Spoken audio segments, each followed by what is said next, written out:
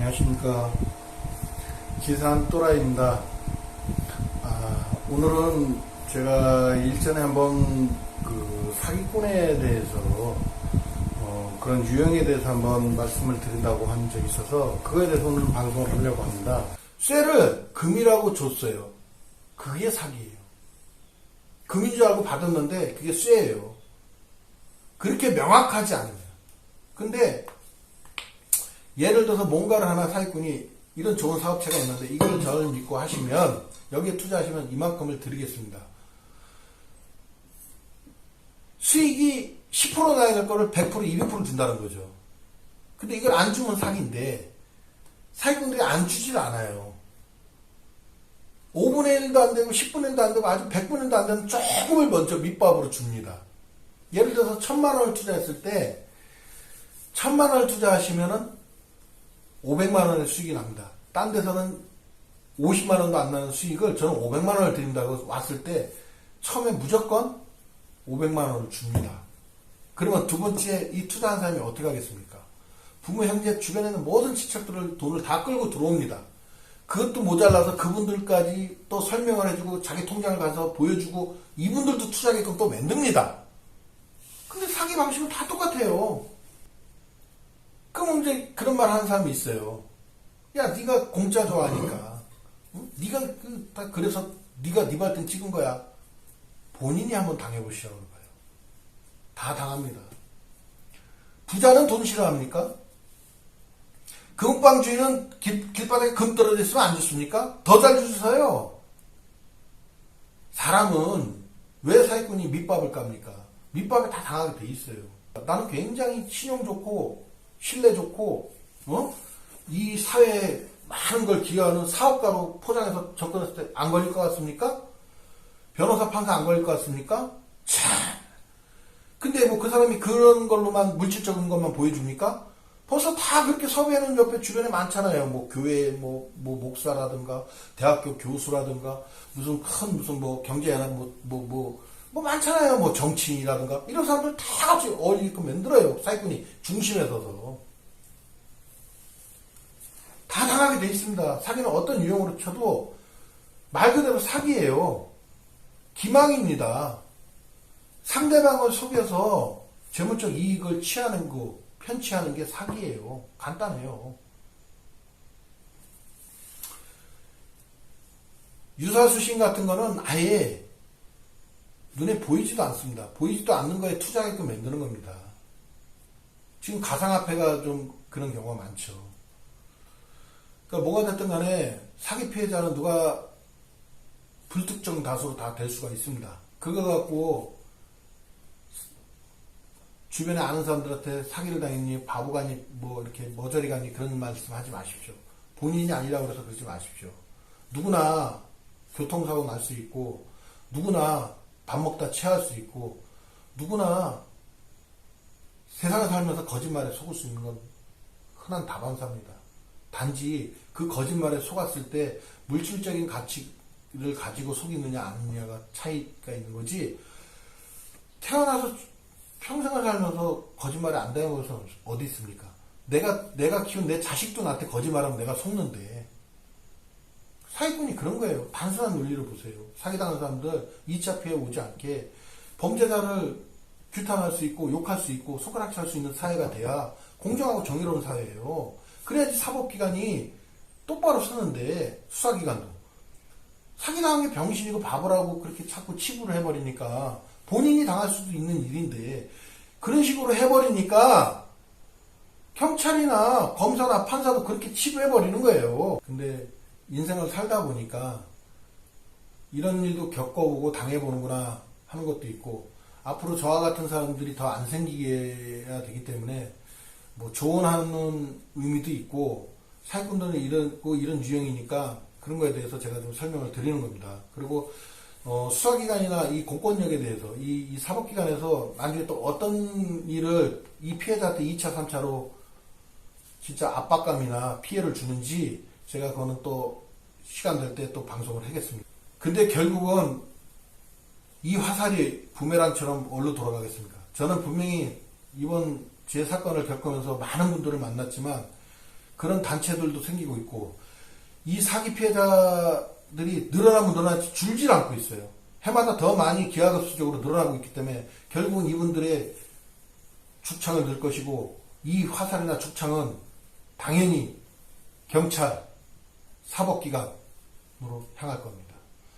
경찰, 검사, 판사 조심하세요. 제가 볼 때 분명히 말씀드립니다. 왜? 사기로 6년 동안 이 수사기관과 사법기관을 왔다 갔다 하면서 느낀 게 뭔지 아십니까? 정관 변호사는 당연히 사라져야 될 제도 중에 하나고요. 하물며 집행유예 공소시효도 없어졌으면 좋겠습니다. 그게 저의 바람이고요. 세 번째는 사기꾼보다 사기당하고 2년이 지나니까 죽이고 싶은 사람이 3명이 생겨요.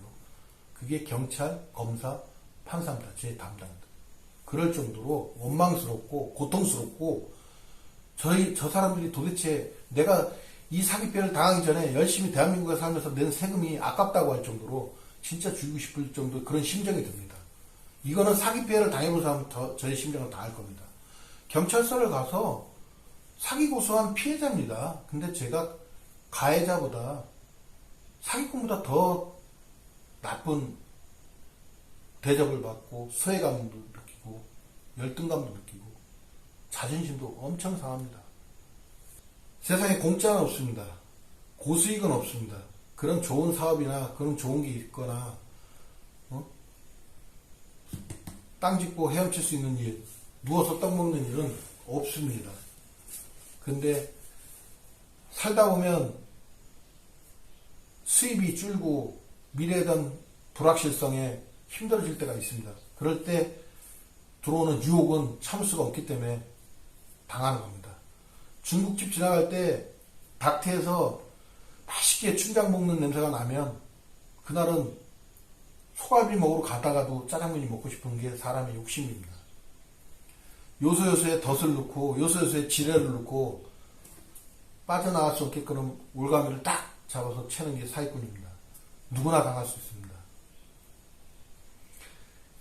이 사기꾼들은 시작과 끝을 잘 아는 사람들입니다. 얘들은 들어가는 구멍, 나오는 구멍을 미리 알고 그 미로 같은 데에다가 피해자들을 집어넣습니다. 그러니 피해자들은 거기서 헤매다가 고사해서 죽기 끌어맨답니다. 그걸 명심하셔야 됩니다. 대한민국 사회에서 사기꾼은 반드시 사라져야 될 종자들이고 굉장히 지금의 낮은 형량으로는 안 됩니다. 굉장히 강력하고 무거운 중형을 낼 수 있는 사기범죄는 그런 걸로 인식을 하고 그런 처벌을 해야 됩니다. 왜 사람들은 사기꾼을 단순한 범죄로 보는지 모르겠어요. 이 사기꾼은 제 생각에는 그렇습니다. 연쇄살인마하고 똑같은 형벌을 줘야 됩니다. 그래야 사라질까 말까 합니다. 왜? 연쇄살인마가 사람 하나 죽여서 맞들이면 또 죽이고 또 죽이고 그러지 않습니까? 사이코패스들 그러잖아요. 왜 그런 추악무도한 사람들하고 사기하고 갔다고 했을 때 이해 못하시는 분들도 있지만 왜 사기가 그런지 말씀드릴게요. 저한테 사기쳐서 저 하나 죽는 게 아니라 제가 재산적 경제적 파탄을 일어나면서 저희 와이프하고 이혼할 수도 있는 거고 부모 형제하고 등을 돌릴 수도 있는 거고 자식들과 저와 와이프가 뿔뿔이 흩어져서 살아갈 수 있는 그 파탄까지 떨어뜨립니다. 일가족이 왜 자살합니까? 이 좋은 세상 왜 죽어? 넷이서 노력하면서 살 수 있을 땐 이런 말 하지 마십시오. 속을 들여다보십시오. 그 사연을 본 건 아니지 않습니까? 그거를 본인이 겪은 일이 아니라도 그 사람들이 왜 내 식구가 자살을 해야 되고 왜 누가 아파트에서 사기 맞은 거에 대해서 토로하면서 자살 뉴스 기레기들이 그런 거를 방송을 안 한다 뿐이지 비일비재하게 엄청 많습니다. 지금도 사기 피해자들이 자살하고 있는 사람이 있을 수도 있습니다. 그 고통으로 다가오는 압박감, 주변한테 사기를 당해서 어쩔 수 없이 준 피해감. 사기꾼은 사기를 쳐서 주변한테 피해를 줘도 양심의 가책이 없으니까 그놈들은 자랑스러워해요. 교도소를 가도 자랑스러워해요. 하지만 내가 사기를 당했는데 나 때문에 부모 형제한테 피해를 주고 친구한테 제일 친한 친구한테 피해를 주고 생각을 해보십시오. 내 가족한테 피해를 주고 아무 죄를 지지 않은 사람한테 피해를 줬는데 제가 그 고통과 그 비참함은 어떡합니까? 자괴감에 빠져서 결국은 참다 우울감이 오고 그냥 자살하는 겁니다. 너무 부끄럽고 창피하고 미안하고 무안해서. 근데 그런 사람들 보고 바보 같은 놈, 이 힘든 세상 노력하고 그런 거 아무리 그 어떤 말을 해줘도 풀리지 않습니다. 그 사기꾼이 처벌을 받거나 공정하게 정의롭게 원칙에 상식에 맞는 법대로 그놈이 처벌받기 전까지는 해소가 되지 않습니다. 제가 초입에 말씀드렸잖아요. 사기꾼은 그런 상태의 사람까지도 죽을 때까지 괴롭힙니다. 사채업자가 인정사정 가지고 지금 많이 좋아졌지만 예전에 어땠습니까? 채무자를 얼마나 괴롭힙니까? 죽든 말든 장기라도 내다 서약서 쓰라고 하는 게 사채업자 똑같아요. 근데 사기꾼은 그게 아니잖아요. 사채업자는 채무자 한 명만 죽이잖아요. 다 죽여요, 다. 이거는 연쇄살인마하고 똑같습니다. 사기꾼은.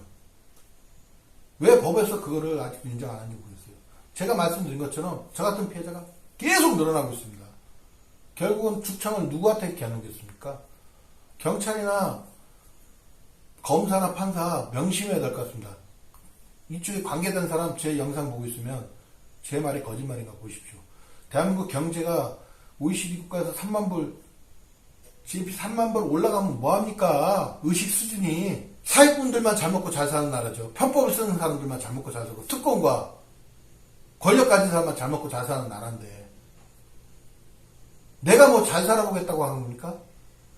그냥 먹고 살고 하루 세끼 그냥 편안하게 걱정 없이 살고 싶은 마음에 이것저것 알아보다가 당하는 게 사기입니다. 그 돌다리 수백 개 중에 하필이면 이 돌다리가 푹 꺼지는 건지 누가 알고 밟겠습니까? 그 강물에 안 빠지려고 밟는 건데. 그러니까 사기 피해자들은 죄인도 아니고 잘못되거나 멍청하거나 무식한 사람도 아닙니다. 이 사기는 누구도 어느 누구한테도 숨쉬는 공기처럼 다가올 수 있는 일이기 때문에 사기 피해자를 이해해달라는 걸로 이 방송을 하는 게 아니라 사기꾼의 심리가 이렇기 때문에 조심하시고 특히 고수익이나 너무 친절하게 많은 거를 부담스럽게 이렇게 베푸는 사람이 다가온다거나 고수익보다도 더 좋은 미래지향적인 아주 블루오션 같은 사업을 제의한다거나 절대 공짜는 없습니다. 그런 거 믿지 마십시오. 속지 마십시오. 안 먹고 안 받으면 됩니다. 투자 안 하시고 있는 일에 더 열심히 하시면 됩니다. 있는 일이 안 되고 다른 일을 하더라도 제가 드리고 싶은 말은 세상에 공짜가 없다는 얘기는 길바닥에 떨어진 1,000원짜리도 함부로 주워서 쓰면 안 된다는 얘기입니다. 그걸로 인해서 어떤 나비 효과로 나한테 큰 여파로 불행이 다가올지 모릅니다. 짜장면도 한 그릇 만들 줄 모르는 사람이 중국집을 차리면 망하게 돼 있습니다. 평소에 음식을 잘한다고 해서 식당 차린다고 다 돈 벌지 않습니다. 물론 운도 딸고 재수가 있다 없다 그런 거 따지는 부분도 있지만 제일 중요한 거는 자기 소신과 노력이고 뭘 하기 전에는 사전에 충분한 검증과 노력이 필요하고 열심히 자기가 습득을 해서 할 수 있는 일을 하는 게 맞다는 겁니다. 저 같은 경우는 기농기촌에 창업자금을 대출을 받으면서 브로커 같은 애견 브리딩 사업으로 브로커한테 당한 거지만 이 농촌 기농기촌 정책자금으로 앵무새, 곤충, 버섯, 표고 같은 그 다음에 태양광, 그 다음에 묘목, 그 다음에 기획부동산 끊임없이 나옵니다. 끊임없이 나오는데도 계속 사기를 당해요. 그럼 이거를 누가 예방을 해야겠습니까? 농림축산부의 공무원들이 정책을 내놨으니까 각 지자체에 예산을 내려보낼 때 기존에 있는 사기도 조심해야 되겠지만 새로운 신정 사기가 올 수 있기 때문에 그거에 대해서 검토, 사전 사후 관리가 굉장히 중요하다는 것을 인식시키고 그거에 대한 거를 인식을 받은 공무원도 책임감을 갖고 기능인들이 어떠한 사기에도 연루되거나 피해를 보지 않게끔 사전에 차단하고 꼼꼼히 살펴봐야 되는 게 중요하다고 봅니다. 이 비단 한 사람 사기를 당할 때는 한 사람의 물론 뭐 잘못도 책임도 있겠지만 그 사기치는 놈들은 너무 치밀하게 준비해갖고 달려들기 때문에 그 화살을 피할 수가 없는 경우가 많이 있습니다. 그 화살이 가슴에 맞았을 때 이걸 뽑아줄 수 있는 것도 공무원이고 이쪽에 맞은 걸 또 뽑아줄 수 있는 게 사법기관이고 수사기관입니다. 더 큰 피해가 가기 전에 막아야 되지 않습니까? 오늘 아침에 제가 이 방송을 하게 된 이유는 하려고 마음 먹은 것도 있었지만 오늘 뉴스에 2조 원대 유사수신으로 또 사기를 쳤다고 해서 방송에 나오고 거기에 4명이 구속됐다고 합니다. 그 4명이 2조 원을 사기를 쳤는데 형기를 얼마나 받을까요? 절대 아닙니다. 대한민국에서 뭐 김앤장 같은 최고의 또 로펌을 사서 변호사 군단을 꾸려서 2조 원을 갖고 있지 않습니까? 또 집행유예나 법의 선처와 호소를 바라면서 반성과 각종 로비 청탁을 해가면서 또 빠져나올 겁니다. 이게 대한민국의 현실입니다. 근데 그 2조 원을 사기쳤을 때는 피해자가 얼마나 되겠습니까? 제가 볼 때는 수천 명일 겁니다. 그 수천 명의 피해자 중에 생각을 해보십시오. 없는 상태든 있는 상태든 그게 중요하지 않아요. 100만 원 가진 사람이나 10억 가진 사람이나 1억 가진 사람이나 1000만 원 가진 사람 똑같습니다. 이걸 사기당해서 다 날리면 그건 정말 자기한테는 자괴감과 고통으로 다가오는 겁니다. 100만 원을 파지를 주셔서 10년을 주셔서 모은 돈이면 얼마나 소중한 돈입니까? 직장을 다녀서 열심히 진짜 퇴직까지 다 해서 3억 4억을 번 게 전 재산이라면 얼마나 그게 노력해서 번 돈입니까? 이런 돈들을 하루아침에 빼먹는 게 사기꾼입니다. 그 사람들 더 잘 살아보려고 한 거예요. 자기 부모 형제들 잘 살게 해주려고 한 거예요. 자기 자식, 와이프 배고프지 않게 그냥 평범하게 남들 하는 거 하면서 살게끔 하려고 달려든 사업이에요. 탓하지 마십시오. 사기꾼은 그런 심리를 이용해서 사기를 치기 때문에 빠져나갈 방법이 없습니다. 그래서 지금 말씀드리는 거고 절대 세상에 공짜는 없다. 오늘 방송 여기까지 제가 말씀드리고 참고가 되셨는지 안 됐는지 모르겠지만 제가 겪은 부분이고 이런 부분에 대해서 또 방송을 할 것이고 지속적으로 대한민국의 사기가 사라지는 날까지 간간히 하겠습니다. 구독자 여러분들 꼭 명심하시고 사기에 유의하시고 그런 일은 절대 안 일어나길 제가 기원하고 바라는 마음으로 방송을 오늘 여기까지 하겠습니다. 안녕히 계십시오.